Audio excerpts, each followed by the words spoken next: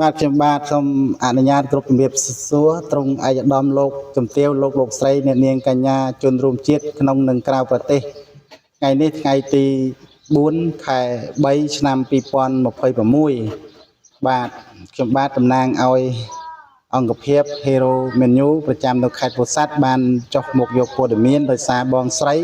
ម្នាក់គាត់ប្រាប់ថាប្អូនក្រុមគ្រួសារប្អូនមានធុរៈទុកជាទម្ងន់ដោយសារការបាត់បង់ម្ដាយជាទីស្រឡាញ់អញ្ចឹងហើយប្អូនក៏មានការលំបាកអញ្ចឹងខ្ញុំបាទក៏ចង់ដឹងមកចុះមកសាកសួរនិងធ្វើការផ្សព្វផ្សាយជូនដល់បណ្ដាអស់លោកញាតិញោមពុទ្ធបរិស័ទតាមដានជាមួយនឹងយើងខ្ញុំដូចតទៅបាទជំរាបសួរបងអូនចាជំរាបសួរបងខ្ញុំបាទបានមកនេះដោយសារអាស្រ័យបងម្នាក់គាត់ប្រាប់ថាបងមានទុកដោយសារម្ដាយស្លាប់ណាចាគាត់បញ្ជូនប្រហែលដែរ72ចា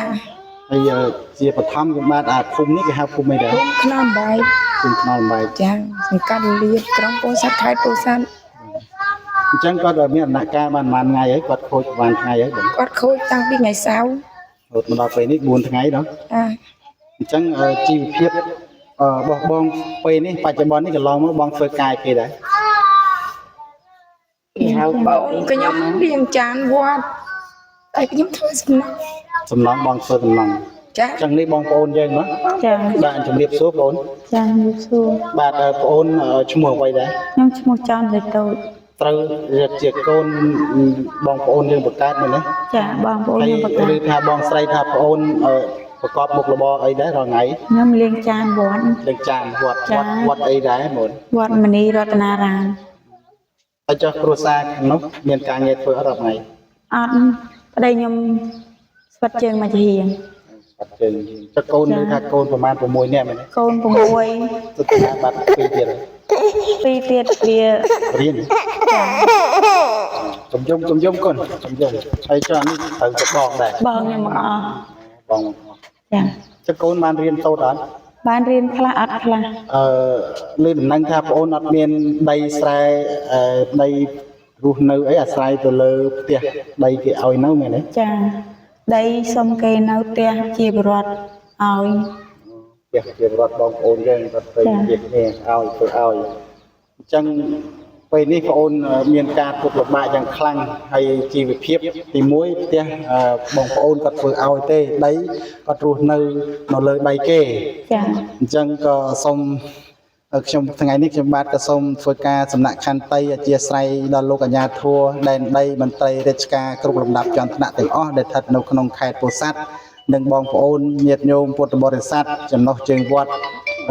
អីគេមនីរតក៏សូមមេត្តាចូលរួមនៅក្នុងបុណ្យកម្មវិធីបុណ្យរបស់គាត់នៅ7ថ្ងៃនៅ3ថ្ងៃទៀតមែនទេបាទអញ្ចឹងក៏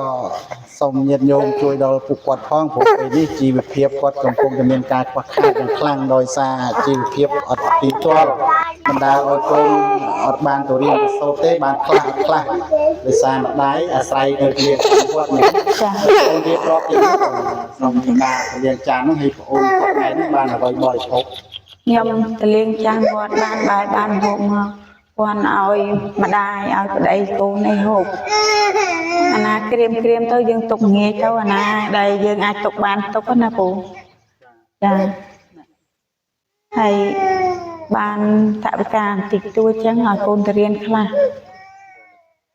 ព្រោះយើងវាអត់ធ្វើម៉េចប្តីវិការជើងជាហៀងទៀតប្តីស្វាត់ជើងមកជាហៀងហើយសំខាន់គឺអត់មានស្រែសម្រាប់ធ្វើស្រែធ្វើអីទេអត់ស្រែក៏អត់ម៉ូតូអត់រាល់ថ្ងៃមានតែកង់មួយចាកង់អង្គការជួយឥឡូវកូនជិះរៀនបាត់ហើយតែកន្លងមកដែលលោកកញ្ញាធัวគាត់ចុះមកជួយសួរសុខទុក្ខដែលឲ្យផ្ដល់ជាថវិកាបាទហើយជាចុងក្រោយបងអូនទាំងពីរមានសំណុំពរអ្វីដែរខ្ញុំសំណូមពរដល់ឯកឧត្តមលោកទាវហើយសម្ដេចពុកហើយនឹងលោកហ៊ុនម៉ាណែតហើយនឹងលោកសវាយខេត្តសម្ដេចម៉ែហើយលោកជំទាវទាំងអស់សូមជួយខ្ញុំអត់ប្រហាត់ទីទាល់ខ្លាំងសូមសម្ដេចពុកសម្ដេចម៉ែសូមជួយកូនចៅឲ្យបានបង នេះគឺជាការរៀបរាប់របស់បងស្រីដោយមានភាពក្តុកក្តួលយ៉ាងខ្លាំងយើងមិនកុំអោយអស់សង្ឃឹមបងណាធ្វើយ៉ាងម៉េចយើងតស៊ូនឹងជីវិតបាទទោះបីយើងក្រយើងលំបាកយ៉ាងណាក៏យើងអាស្រ័យនៅវត្តបាទគឺកន្លងមកគាត់អាស្រ័យទៅលាងចានវត្ត